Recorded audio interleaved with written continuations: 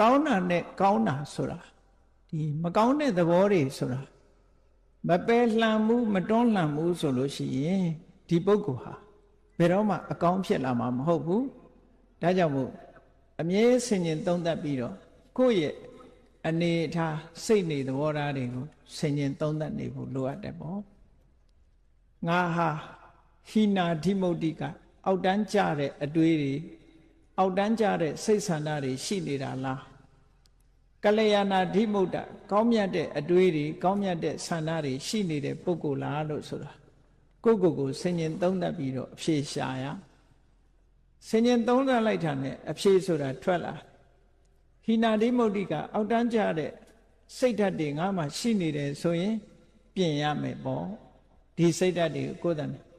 မပြင်လို့ရှိရင်သိတဲ့ဘဝမှာမပြင်ရင်လူတွေဟာခေါက်ရိုးကျိုးသွားပြီးတန်တရားမှာဇယိုက်ဆိုးတွေနဲ့ပဲသွားတာဒါကသေးသေးချာချာစဉ်းစားကြည့်နော်လူဘဝမှာတရှူးရှူးတတိုင်းတိုင်းနဲ့ဒေါသကြီးတဲ့ပုဂ္ဂိုလ်တယောက်ဟာကံမကောင်းအကြောင်းမလားလို့ခွေးဖြစ်ရင်လည်းခွေးဆိုးပဲဖြစ်တယ်ကြက်ဖြစ်ရင်လည်းဟိုခွတ်ဒီခွတ်ဟိုစိတ်ဒီစိတ်ကြက်ဆိုးပဲဖြစ်မယ်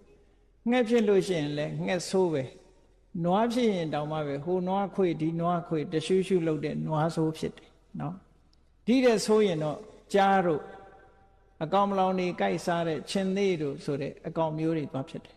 ဒေါသသမားတွေဟာအဲ့ဒီတိုင်းပဲအဲ့ဒီလမ်းကြောင်းပေါ်ရောက်သွားတယ်မပြင်းနိုင်ဘူးဆိုလို့ရှိရင်အဲ့ဒီလမ်းကြောင်းရောက်သွားတရိစ္ဆာန်တွေကိုကြည့်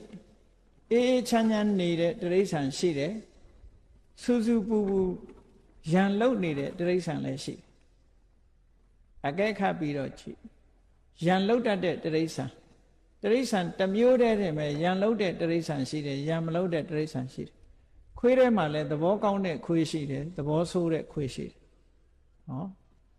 အမှတ်တမဲ့နေရင်တော့မသိဘူးသေချာကြည့်လို့ရှင်ခွေးဟာကြိုက်တတ်တဲ့ခွေးရှိတယ်မကြိုက်တတ်တဲ့ခွေးရှိတယ်ကြိုက်တဲ့ခွေးဆိုတာသဘောဆိုးလို့ကြိုက်တာနော်သဘောမဆိုးတဲ့ခွေးကလူလာရင်အမီးနှံပြီးတော့ခင်တတ်မင်တတ်တယ်ပေါ့အဲ့တော့ဒီသဘောတွေဟာဆင်ញင်သုံးသပ်တတ်ရအော်ခွေးတောင်မှမေတ္တာရှိတဲ့ခွေးနဲ့ဒေါသကြီးတဲ့ခွေးမေတ္တာပြည့်တဲ့ခွေးနဲ့ဒေါသကြီးတဲ့ခွေးဒီလိုဖြစ်ရတာပါဘဝမှာမပြင်းဘူးဆိုလို့ရှိရင်တလျှောက်လုံးဟာဒေါသသမားဖြစ်ပြီးနောက်ဆုံးကိုဒေါသကိုမထိန်နိုင်တဲ့အခါဒေါသနဲ့သေဆုံးသွားလို့ရှိရင်အင်တမဆင်းရဲတဲ့အပင်ငရဲကြာရောက်သွားနိုင်တာပေါ့